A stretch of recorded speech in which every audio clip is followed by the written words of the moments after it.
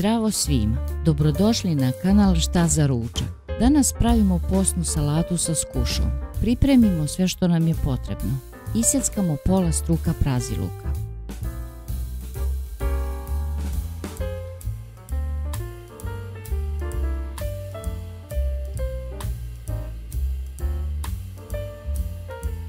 Jednu kiselu papriku iz turšije sitno isjeckamo.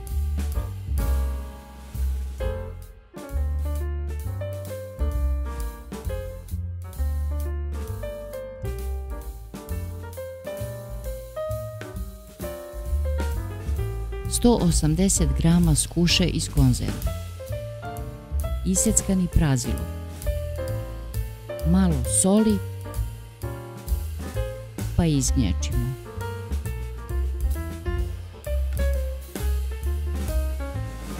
Zatim dodamo 450 grama crvenog pasulja, 200 grama obarenog kukuruza šećerca, papriku, maslinovo ulje, iscedimo jednu polovinu limuna.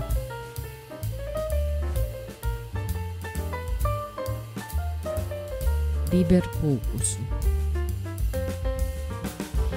Sve lepo promešamo pa serviramo.